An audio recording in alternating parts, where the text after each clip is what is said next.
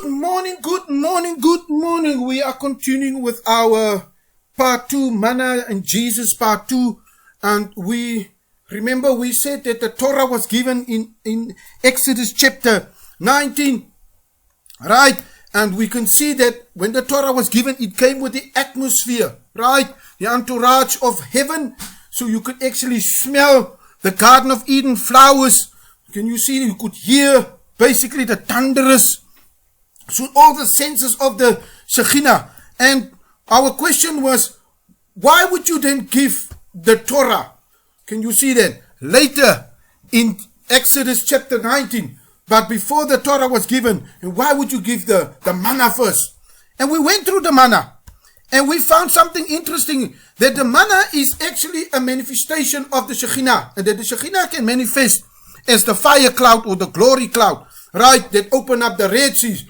And so the manna is also a representation and a manifestation of the Shekhinah. And we heard that the manna is actually from the Hebrew word manu, and its gematria was 248. And we noticed that the bones is 248. And it's interesting also that, just for interesting, that Abraham is also 248. Abraham is also 248. And we know Abraham was the guy who basically, he is the one who worshipped the Lord, right? Who said to Isaac that we will go and worship, right? And then we find out that worship is actually an extreme type of obedience to the word of the Lord. So if you worship God, it means you are obeying Him. You are extremely obeying the Lord, right? So that is what worship is all. And Abraham is associated with them, and manna is associated with that. And we know that the manna is the entire body is 248. Something up 248 as well. The rabbis are clicking that at 248 as the positive commandments. The positive commandments. Yes, because the sinews or the tendons, which is 365, is actually the prohibitive type of commandments. So 248 and 365 is actually give you 630, the entire law. So that's sinews and tendons. That's interesting that they are actually basically the annual year, the solar year, which is 365 days. But I don't want to talk about that. Do you understand? I want to go straight to my presentation, my continuation, right? So the Torah was given, the manna was given before the Torah. And you hear that they are saying, I'm giving you the word of the Lord. I brought you into the desert to test you, to see that you will hold the Torah. So the manna, we use the manna to basically see if the person will uphold the Torah. That's an interesting statement. Because I had no time, I also wanted to mention something interesting. How are we using the Torah? You understand? Notice that how we're using the manna to test the Torah. That's interesting that the manna was used for other things as well. Now, when I remember, I was reading, right? I was reading, what is this guy's name? Paul. And Paul is writing, when he talks about, if you sow sparingly, you shall reap sparingly. If you sow abundantly, you basically will reap abundantly. In that same story, he talks about the manna. He says the people collected the manna. Notice, they collected it towards their needs. So if a household had 3 occupants in it, then the manna, remember, you need to basically give an omer to a person. So an omer of manna will be collected for 3 people. And it's interesting that the manna actually obey the household, because God will basically supply your needs. Does that make sense? So if there's 3 occupants in the house, then there will be basically 3 omers. That's interesting. Now look at the dispute. If you had a dispute of whose slave is this? Right? Then they will come to Moses. And then Moses will tell them, okay, you are saying this is your slave. Great. Now tomorrow, we're going to see the manna. You understand that you will collect, this household will get so much manna. Now if you had an extra, if the guy had an extra omer, it means that slave belongs to that house. Because there was an extra omer of manna. So the manna was actually used. Can you see that? To see what is in the Jewish heart. To see if they will keep the statutes and if they will keep the decrees. And that was just interesting. And when you go and look at the manna as well, I was also being blown away by Ecclesiastes, because the manna is a manifestation of the Shekhinah. If the manna is a manifestation of the Shekhinah, remember the Shekhinah, the divine presence can manifest as light as well. Manifest as light. Now when you read this story from Ecclesiastes, he says, cast your bread upon the waters. Cast your bread upon the waters. I'm like, bread? I never understood that. What bread are they talking about? Now if you remember the Genesis chapter 1 story, you will find that the Ruach, you understand, is always over the surface and it's always over the waters. The Ruach is over the waters. The manifestation of the Shekhinah is the Ruach HaKodesh. So if the Ruach HaKodesh, you understand, who is the manifestation of the Shekhinah? Who is the source of the Shekhinah? The angel of the Lord. Who is the angel of the Lord? Jesus. Oh my word. Jesus, who is actually the bread. And Ecclesiastes 11 verse 7, you won't believe what it says. It says that light is sweet. Light is sweet. Since when is light? Since when can you actually taste light? But if you think of the manifestation of the manna, you know the manna is actually coriander seed with honey. With honey. Can you see that? And when they say light is sweet, they're actually referring to the manna. The manna, when you taste it and you put it in your mouth, especially if you're elderly, it will basically taste sweet because of the honey. What? That is so interesting. So light is sweet from Ecclesiastes 11 verse 7. It's actually referring to the manna. It's referring to the manna. And now we come back to our, what you call it, to our crux of our presentation, and we're going to see and find out some interesting things. Why was the Torah given? You understand? After the manna. Why was the manna given before the Torah? Because remember, the manna is a manifestation of the Shekhinah. You're going to see what the Shekhinah does. Because the Torah is the word of God, and the unfolding of God's word bring forth light. What? Oh my word. The unfolding of God's word, it brings forth light. It means, if you want to understand the Torah, you actually have to eat the manna. What? Because the manna is the manifestation of the Shekhinah. You need the divine presence. You need the Shekhinah to understand the Torah.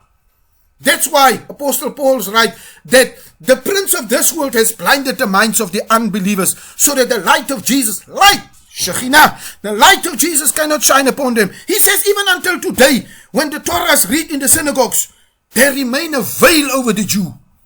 There remain a veil over the Jew. Can you see that? If they come to repentance, then the Mashiach will remove the veil, and then the Shekhinah can actually now, boom, can actually go to your eyes. That's why you will sing Amazing Grace, how sweet they are. I once was blind, and now I can see. Once the veil is removed, and the Shekhinah's light comes in, it's unfolding of the word, unfolding of the Torah. It will bring forth light. Can you see that? It will give you understanding. It means you will understand the Torah if the Shekhinah is present. And what will do that? It's actually the manna. So you eat, to understand the Torah will always be veiled to you. But if you eat the manna, you will basically understand the Torah. You can interpret the Torah. So you see that the manna and the coming of the manna is actually very important. And now you hear that Paul says that they eat from the same spiritual food and drank from the same spiritual drink. And that was the Mashiach. That was Christ. So Christ represents the Mashiach, and Christ represents the manna. Christ represents the manna. And you know, if you want to know Torah, you need to know the manna. You understand? You need to eat manna. But the manna is Christ. You won't believe what Christ did, who is actually the manna. What did Christ do? Now, when you go to the Beatitudes, the mountain, Matthew chapter 5, until Matthew chapter 8, there is an interesting story. On that Mount of Beatitudes, Mashiach went up, who is the manna, who is the bread. And he says some interesting stuff. He says, the Torah states, thou shalt not commit adultery. But verily, verily, I say unto you, listen what the manna says. Whoever looks lustfully to a woman has already committed adultery in her heart. Who is saying, verily, verily, I say unto you? The one who gave the Torah. The one who gave the Torah. The one who is the source of the Shekhinah. the one who is the source of the Shekhinah. Isn't the angel of the Lord the source of the Shekhinah? Well, remember the angel of the Lord says to Moses, go tell them the I am have sent it. The Mashiach says he is the I am.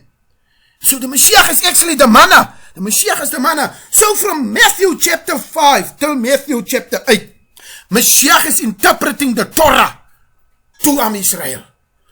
Because he is actually the manna. For you to understand Torah, you needed the manna. And that is exactly what the Mashiach did. But you will go further. Let's go further. I had made a presentation of affliction, and you're going to see what affliction is all about.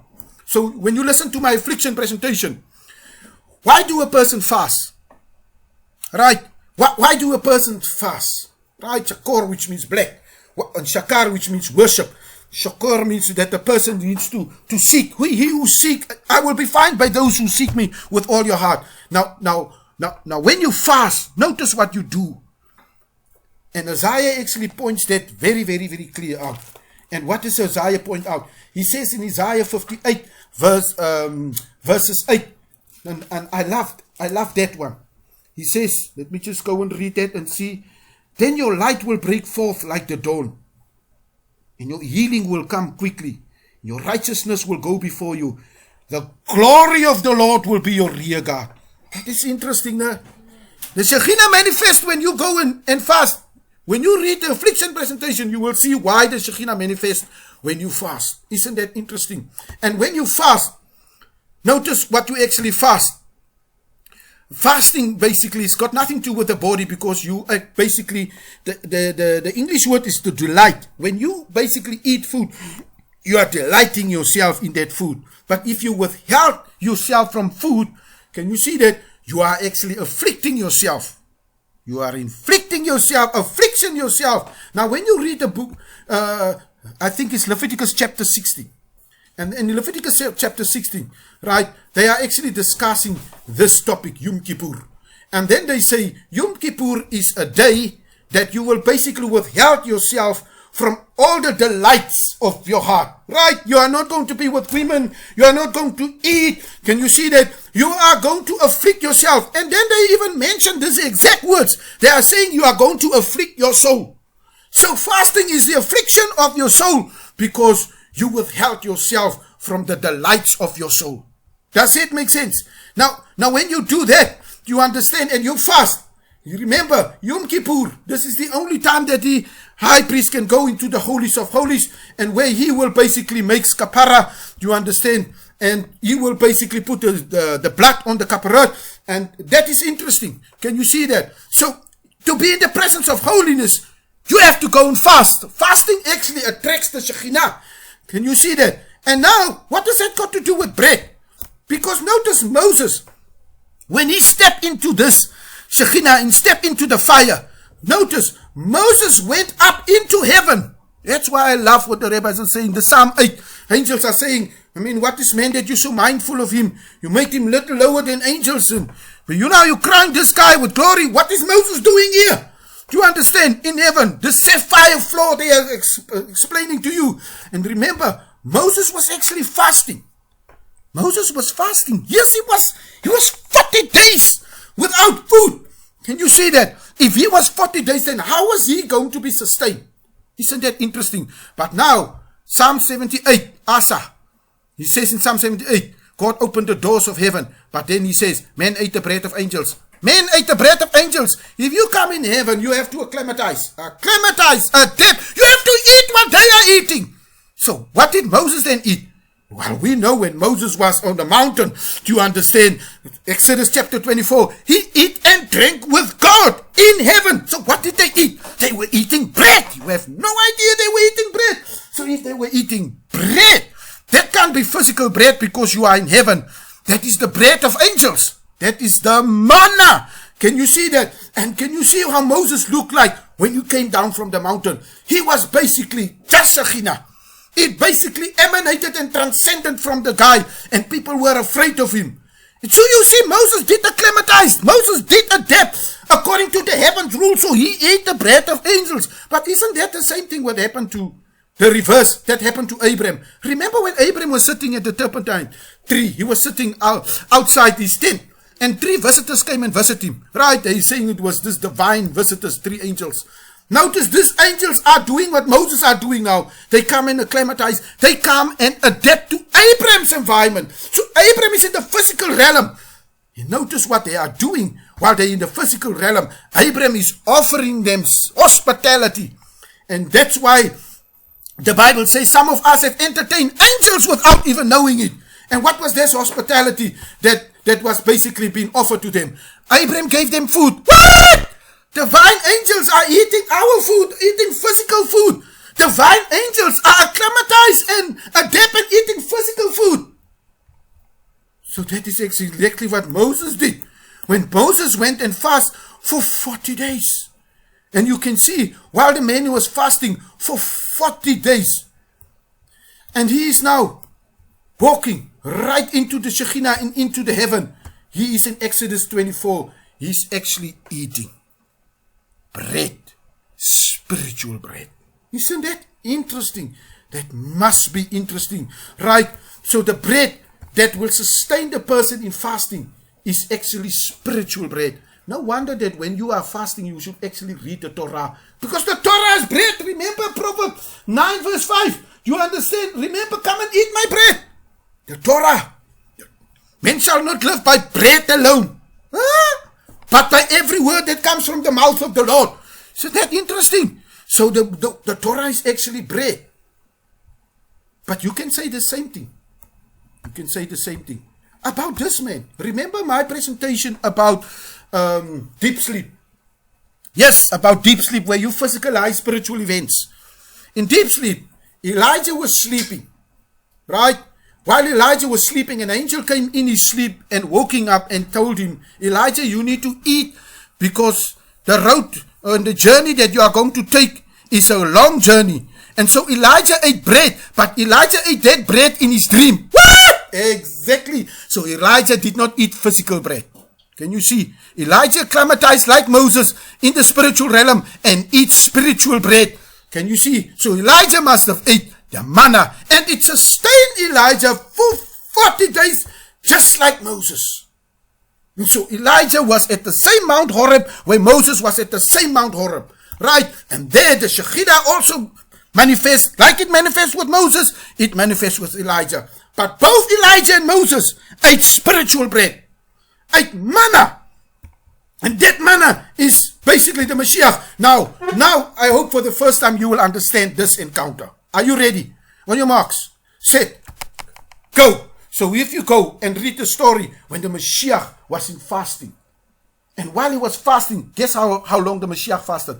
Yes, like Moses, like Elijah. That's why Moses and Elijah came on the mountain of transfiguration. They transfigure in the Shekhinah. Can you see that? Both of them. They fasted for 40 days. Yeah, the Mashiach also fasted for 40 days. You won't believe what the Mashiach was tempted. They tempt him with bread. Satan, you are very smart. He says, if you are the Mashiach, you didn't know this is the Mashiach, the Son of the living God. Are you telling me you don't know that who is standing right in front of you? Demons believe in God.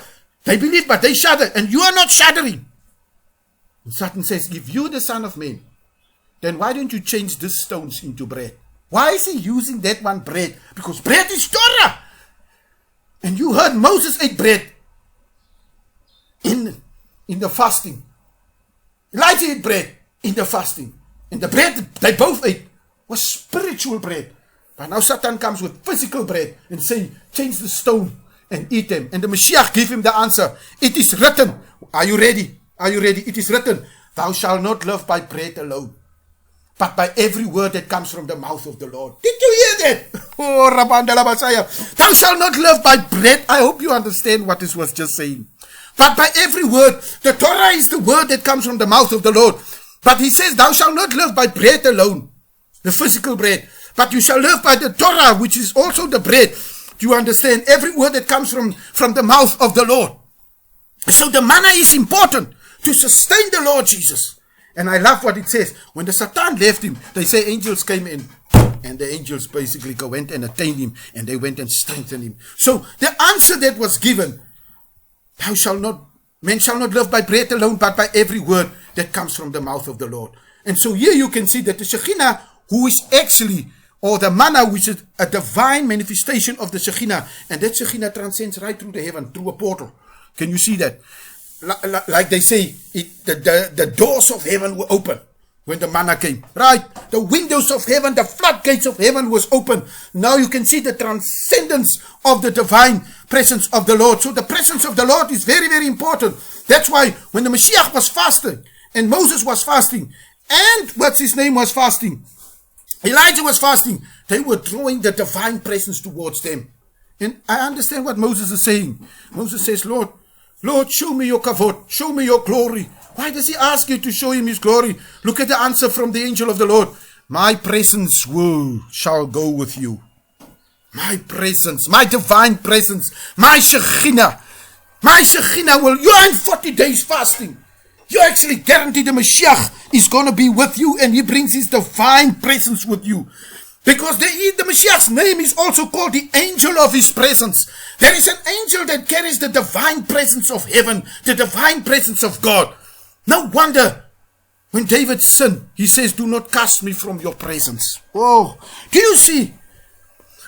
He says, I would rather be a doorkeeper at the house of the Lord than to live in the tents of the wicked. Can you see? I would rather have little, just a bit of water, live in the presence of the Lord, than to have the abundance and living in guttery and living in gluttony and having the abundance. So what is the point? You gain the whole world. You forfeit your soul. So for those of you who carries the divine presence of God, who's going to tribulation, you are actually blessed. There are people who wants that presence. And you know, if you listen to my affliction presentation, you are paying a price for the presence of God. And the price for the presence of God is affliction. Affliction! Yes! Anyone who wants to live a fruitful life, Bible says he will be persecuted. He will be persecuted. You will go through many afflictions. So, this is the presence of the Lord is really not cheap. And you can see the angel of the Lord, if he comes to you, because his name is called the angel of his presence. And you can see he is attracted to affliction. Because it says, in their affliction, he was afflicted. And the angel of his presence came. So the angel of his presence come when you are afflicted. Can you see that? So while you have the presence, be grateful. There is something also very interesting. And that is that you actually can see that from my Lochem presentation, which is the same as Lachem, you find out something interesting, that Gideon had a dream, right? Not Gideon, the Midianite had a dream, Chalom, which is basically the gematria of Lachem and Lochem, which is 78, which is 3 times Yud-Heh-Vav-Heh, right? And you find out that Gideon is called a Lochem, Gideon is called a warrior. So that is an interesting thing. Do you understand? But King David was also called a warrior. Before I come to that story, let me just go straight to this one. If you come into the temple and you go to this region of the temple, this region is called the Holies of Holies, where the arrow is pointing. And because of it's the Holies of Holies, notice what is there. This is where the priest will actually come once a year. He will come and approach the ark. Leviticus chapter 16. When you come to the ark, do not come unannounced, because it says you will die. Because once you come here, you have to be holy. But notice what is in that ark. What is in the ark? There is an omer of manna. An omer of manna. And it is said, you need to keep that omer of manna there. Why should I keep the omer of manna there? You should keep it for the generations. For the generations. Oh my word. So why would you keep the omer of manna there for the generations? Because if you go clearly what Jeremiah is talking about, Jeremiah is referring to that same omer. When he basically go and scold Israel for their backsliding, because they have left the Mashiach, they left the what you call it, the fountain of living water. They have deep backslided. They forsaken the fountain of living water and went and drink from the cisterns of the Baals. But Jeremiah reminding them, what? He reminding them about this, about the manna. And remember, Jeremiah was a prophet. Can you see that? So if you look at the King Josiah, So the Bible talks about, for those who are Christian, listen very carefully. It says, if you overcome, I will give you some of the hidden manna. Some of the hidden manna. Why is the manna hidden? Because remember, where is the manna? It's actually in the ark. Now, where is the ark? What happened to the ark? You go and read King Josiah's story. You read Jeremiah's story. The ark was basically misplaced. The ark is hidden. If the ark is hidden, it means the manna, the omer of manna is also hidden. So there is some story from the rabbis that prior, just before the Messianic era, that the ark will be basically kept. They will come back. The ark will basically return back. People will find the ark. They will basically find the hidden manna again. But that will be in the Messianic era when the Mashiach is going to come. Right? So I was just wanted to mention that because of its value of interest. But I want to go back to this nice story, man, about King David. We know that there is a story that King David is a lochem. Right? And he says, interesting, that the lochem, which is actually the angel of the Lord, the lochem, yes, so you have to read my lochem presentation, that the angel of the Lord is the one who fights the battles. What? Yes, he is the one who fights the battles. And that's why King David tells Goliath, he says, the battle belongs to the Lord. So you come with a javelin and a spear, I come against you in the name of the Lord Almighty. And we know who's the Lord Almighty, because who basically appeared unto Abraham, right, at Beersheba? The angel of the Lord. What did he tell Abraham? He says, I am the Lord Almighty, the angel of the Lord. Remember, the angel of the Lord says he is the Lord Almighty. Right? So the battle belongs to him. And who is the King of glory? Open the gates that he may enter. Who is the King of glory? The Lord Almighty. That is nothing but the angel of the Lord. And notice they are saying, who is mighty in battle? That is exactly what he says to Goliath. The battle belongs to the Lord. Wow. But there is an interesting story. There are bread. You look at this bread, which is lechem, 75, which is 3 times Yud-Heh-Vav-Heh. And we know Yud-Heh-Vav-Heh he said to Moses, my name is I am. Go and tell him that I am have sent you. Can you see that? Isn't that interesting? And we know lechem, who's 3 times Yud-Heh-Vav-Heh, is actually the bread of his presence. The what? The lechem panim, the bread of his presence. You see how Israel basically needed to bring, the priest needed to bring this bread. And they would to bring this bread right here in the presence. And they would put it into the temple. And for 7 days they will take out the bread. And here you see the high priest with the bread. And when they take out the bread, something interesting. The bread is exactly the heat. Can you see that that's coming out of the bread is still there? The steam, it just shows you it was fresh for 7 days in the presence of the Lord. Why are you saying that? Because anything that's in the presence of the Lord, in the divine presence of the Lord, is always going to be fresh. There's no corruption, because here you can see the proof there's no corruption. The inlaid inside of the temple is laid with gold, and gold is incorruptible. That's why the presence of the Lord is incorruptible. Isn't that interesting? So that's why Israel, when they were in the desert, the Bible says their feet never swell. What? Their feet they never got sick. They never grew old. What? They basically had sandals on their feet, and with that sandals, they did some mountaineering, some hiking. They went over mountains, through rivers. But the sandals never withered. It never became old. It never faded, because nothing can fade in the presence of the Lord. They were always in the divine presence of God. But there is an interesting story about this bread that is only been located for the priest to eat. But we know that King David, when he was running away from his son Absalom, I like his name, Absalom, the father of peace, Absalom.